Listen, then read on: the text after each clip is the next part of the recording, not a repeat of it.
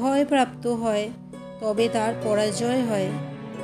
আর যে মানুষ সব হারিয়েও শান্ত আর একাগ্র থাকে সেই জয়ী হয়। ভগবান শ্রীকৃষ্ণ বলেছেন, বাস্তবে না পরিচয় মানুষের দেহের সাথে যুক্ত থাকে, না তো সম্পর্কের ভিত্তি তার দেহের সাথে যুক্ত থাকে। মানুষের স্বভাব আর তার আচরণ আর তার কার্যই হলো তার পরিচয়। ভগবান শ্রীকৃষ্ণ বলেছেন, দান তাকেই বলে যাতে দানি হারায় আর যাচক প্রাপ্তি লাভ করে, কিন্তু বলিদান সেটাই হয় যা দানি দেয় আর সমস্ত জগৎ প্রাপ্ত করে। ভগবান শ্রীকৃষ্ণ বলেছেন,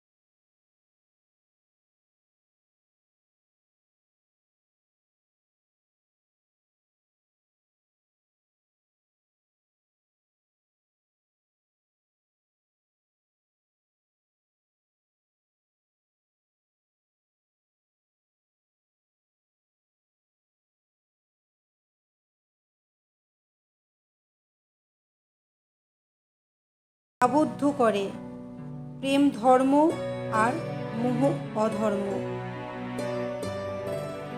ভগবান শ্রীকৃষ্ণ বলেছেন, নির্ণয় নেওয়ার মুহূর্তে আমরা সর্বদা অন্য কোনো ব্যক্তির উপদেশ, সূচনা, বঞ্চনা বা পরামর্শকে আধার করে থাকি, আর আমাদের ভবিষ্যতের আধার হয়ে থাকে আমাদের আজকের নেওয়া সিদ্ধান্ত।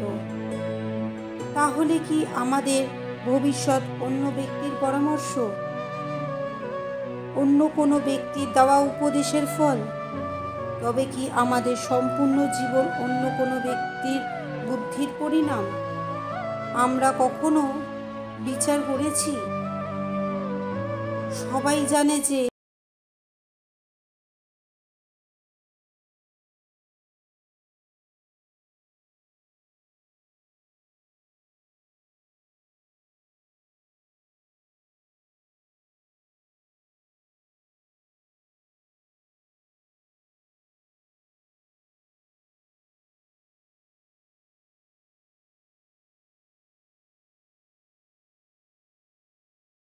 এই ধর্মময় উপদেশ পরামর্শ স্বীকার করলে মানুষ সুখের দিকে যায়, কিন্তু এরকম পরামর্শ স্বীকার করার আগে স্বয়ং নিজের হৃদয়ে ধর্মকে স্থাপন করা কি অনেক বেশি জরুরি নয়?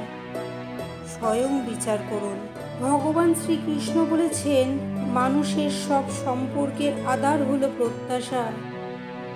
পতি কেমন হবে যে আমার জীবন সুখ আর সুবিধায় ভরে দেবে?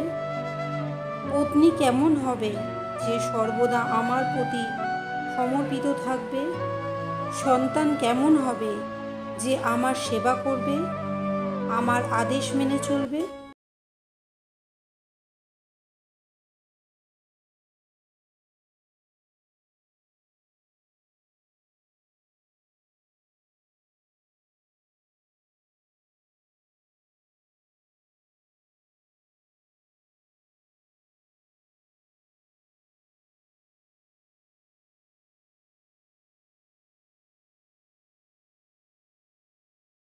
কিন্তু মানুষ যদি প্রত্যাশাকে সম্পর্কের আধার না বানায় আর স্বীকার করে যে কেবল সম্পর্কর মূল্যই আধার, তবে কি জীবন আপনার থেকে সুখ আর শান্তিতে ভরে যাবে না?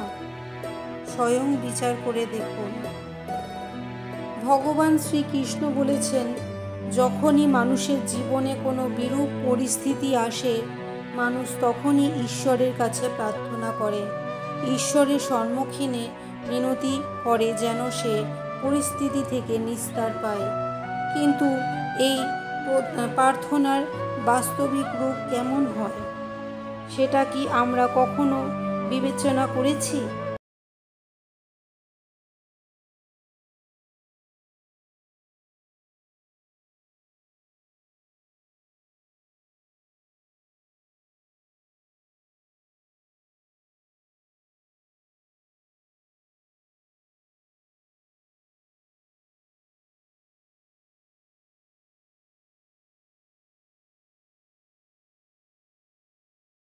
সেটাই তো প্রার্থনা, তাই না? কিন্তু ঈশ্বরের সমস্ত পরিকল্পনা বোঝাটা সম্ভব কি? সেসব পরিকল্পনা তো আমাদের কর্মের পরিণাম স্বরূপ প্রকাশ পায় সর্বদা। কিন্তু যদি কেউ সব কর্মেই ত্যাগ করে, সেটা কি প্রকৃত প্রার্থনা? বাস্তবে কর্ম, জীবন আর ফলের প্রতি মোহ না করাই সত্যিকারের প্রার্থনা। যে প্রার্থনা কর্মের পথে বাধা হয়ে দাঁড়ায়, মানুষকে কার্যই করতে না দেয়, সেটা প্রার্থনা না পরাজয়? স্বয়ং বিচার করুন।